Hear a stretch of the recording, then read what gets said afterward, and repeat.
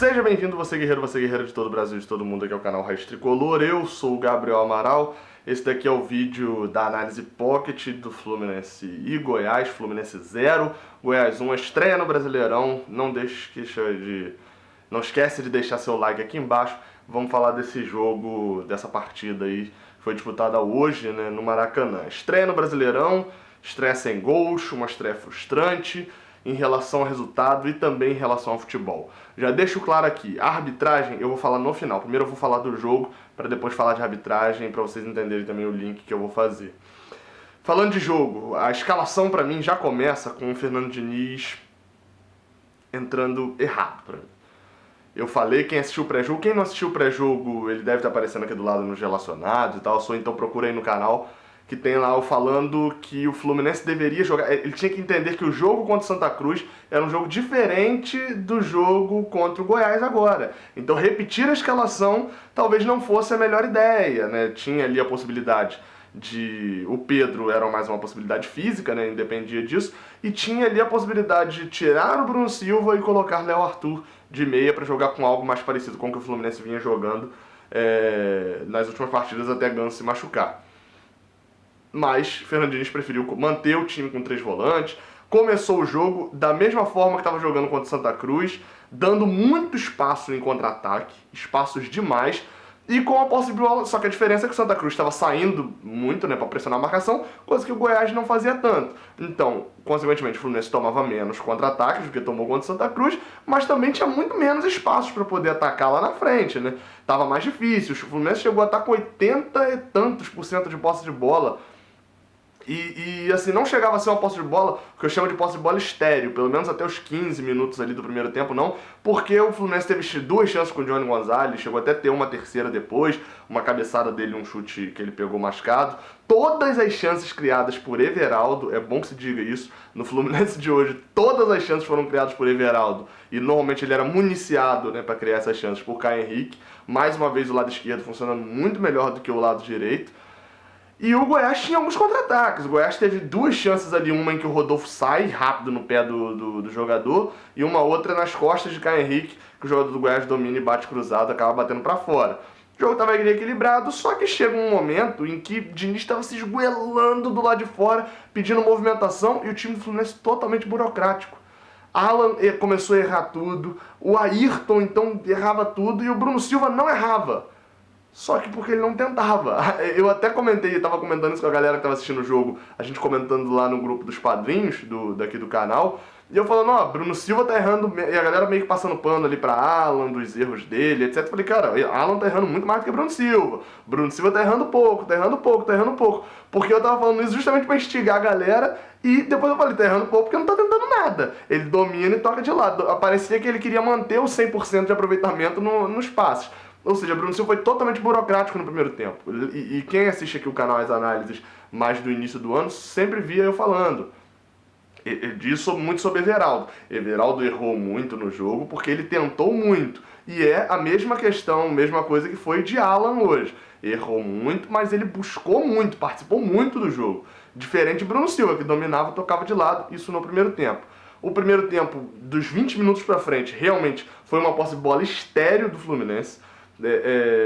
Aqui, depois vira o toque estéreo, porque o Fluminense tem a posse de bola, fica tocando, não consegue criar nada, não tem movimentação na frente, o time meio parado, Fernando Diniz puto do lado de fora, o time parado, e aí num dos erros de passe, ou uma hora que alguém dominava errado, dava chance para contra-ataque do Goiás. Não teve mais nenhum lance perigoso, né, assim, no primeiro tempo, e eu tô pulando aqui as questões da arbitragem, né, para falar depois. Até que o Fluminense ganha um pênalti, né? Acontece o lance do pênalti, Johnny Gonzalez sobe para cabecear, o jogador do Goiás sobe com a mão pro alto, o VAR avisa e vem o pênalti e vai para a cobrança Luciano. Aí é o meu principal ponto inicial agora. Luciano não pode ser o cobrador de pênaltis do Fluminense. Não pode. O cara bateu mal todas as cobranças, todas ele bateu mal. Luciano, ele fez uma partida horrorosa hoje, é o nosso artilheiro da temporada, vem jogando bem, coordenando ali às vezes os jogos do Fluminense, ele se destaca e tal, mas hoje fez uma partida desastrosa, mesmo sem a cobrança de pênalti, ele já era desastroso. mas o pênalti amplia ainda mais essa nota bizarra. As notas estão aqui embaixo, né? Pra quem não costuma acompanhar aqui o canal, as notas estão aqui embaixo. Essa nota baixíssima dele aí é também pelo pênalti. Ele sabe, tanto que no Fla-Flu, ele pega a bola, dá na mão de Johnny Gonzalez e fala, ó, vai você bater. E não é pipocou, não é nada disso não, é meu amigo, eu não sei bater pênalti. Porque não é possível. A forma com que ele bateu 5 pênaltis esse ano, ele bateu mal contra o River do Piauí, fez um, perdeu o outro. Perdeu outro pênalti. Contra o Santa Cruz ele bate mal, é porque o goleiro escolhe um canto e acerta o outro. E a galera fala, deslocou o goleiro. Deslocou o goleiro? O cara jogou num canto, o goleiro foi pro outro. Ele não deslocou o goleiro, não. E hoje bateu mal de novo. Ele bateu meia altura no canto. E o goleiro do Goiás escolhe o canto, acerta, uma belíssima defesa, por sinal. E não pode ser ele o cobrador. Hoje a gente, na decisão de pênalti, até compreendo e tal, botaram lá ele pra bater, porque às vezes nem todo mundo tá bem psicologicamente. Mas ó, Ayrton bateu naquela decisão de pênalti, podia ter batido hoje. Tinha Caio Henrique, tinha Everaldo, tinha o próprio Johnny Gonzalez que bateu no Fla-Flu, não podia bater hoje.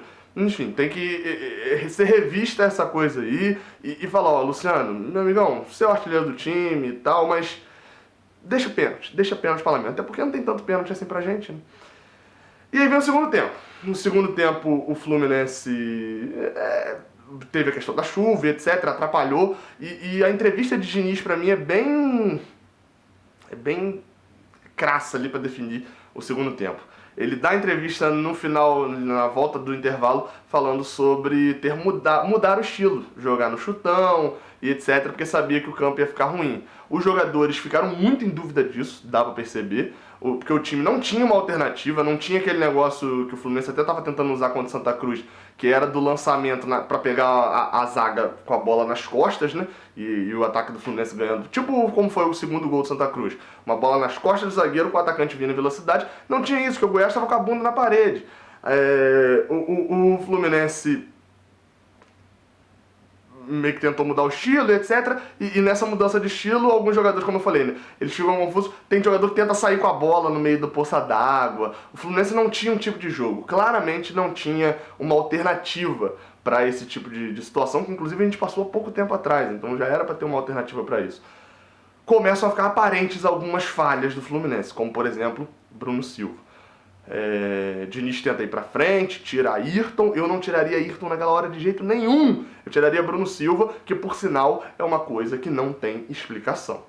Bruno Silva continuar de titular do Fluminense não tem explicação. Eu tenho elogiado muito o Fernando Diniz no ponto de não ter cadeira cativa no time. Ele tentou, Marlon forçou, não deu, beleza, tchau. Ezequiel forçou, não deu, beleza, tchau. O próprio Alan, ele forçou, não deu, recuperou a vaga depois que estava jogando bem. Dodge, há quanto tempo a gente não ouve falar de Dodge para ser titular do Fluminense? Ele entrou num jogo aí agora há pouco tempo, acho que foi contra o Santa Cruz na ida, e mesmo assim, entrou alguns minutos, jogou mal. Ele tá esquecidão já de Diniz, ele já é terceira opção. Então, eu tenho gostado disso, mas falta o mesmo critério com o Bruno Silva. Bruno Silva não joga nada há muito tempo. Não é nada estranho, não é coincidência de que a última boa partida do Fluminense foi contra o Santa Cruz, o 2-0 aqui no Maracanã, e quem que não estava naquele jogo?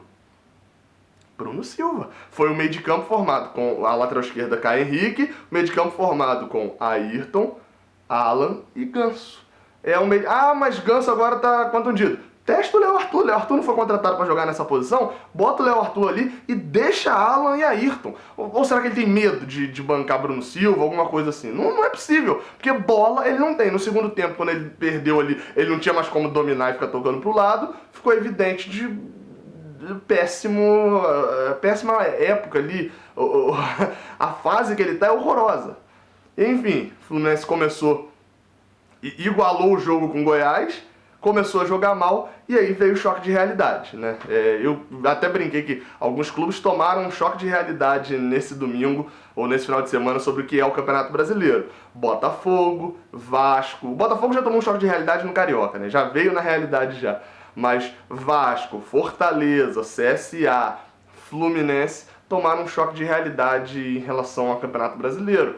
O Fluminense até teve mais chance, né, com o Everaldo. O único que produziu muito no Fluminense, faz um gol na jogada que ele sempre faz, ele acerta o chute, o árbitro anula mais uma vez. E no final do jogo, né, já num dos contra-ataques, o Fluminense já lá totalmente em cima, já tinha feito mudanças, estava pra cima, já tinha botado Pedro, já tinha tentado de tudo. E toma o gol num contra-ataque, numa falta. Agora falando de arbitragem, né? O Delson de Freitas, ele é um árbitro horroroso. Horroroso. Ele é ruim. Deixa eu falar mais perto aqui. Ele é ruim. Fraco. Então, eu vi até que o Fluminense fez uma postagem, etc. Mas deixa eu só listar aqui como que ele conseguiu errar em todos os lances, mesmo tendo VAR. A culpa não é do VAR, não. Eu sou a favor do VAR. Sou totalmente a favor do VAR. Eu sou contra árbitro ruim. E ele já mostrou que é ruim. Em jogos do Fluminense, ele erra sistematicamente. Eu não tô falando que é pra prejudicar o Fluminense e que a índole dele... Não, gente, existe profissional ruim. E o Delson Fernando de Freitas, se eu não me engano o nome dele, ele é fraco, já mostrou isso em vários jogos que ele é fraco. Vamos lá, pegar os lances capitais aí do jogo. O primeiro lance do Fluminense, o lance lá de Bruno Silva. Tem a questão do impedimento, ele vai olhar no VAR, pra mim, pênalti. Esse pra mim é o mais discutível, Pra mim, pênalti em Bruno Silva. Mas esse eu vou deixar passar porque é o mais discutível. Segundo lance do gol do Goiás, pra mostrar como não tô reclamando aqui só porque é contra o Fluminense, etc. Não, lance do gol do Goiás. Foi falta no lance. Foi falta ali do atacante do Goiás ali, né? Do jogador que tava atacando em cima do jogador do Fluminense. Mas ele é tão ruim, ele é tão fraco que ele erra o protocolo. Ele apita antes da bola entrar. Se não tivesse acontecido falta do jogador do Goiás, ele não poderia. Ele não pode ir olhar no VAR e ver lá, não foi falta do jogador do Goiás, vou dar o gol. Ele não pode porque ele apitou antes, porque ele é fraco, ele é burro, ele é ruim. Ele é ruim.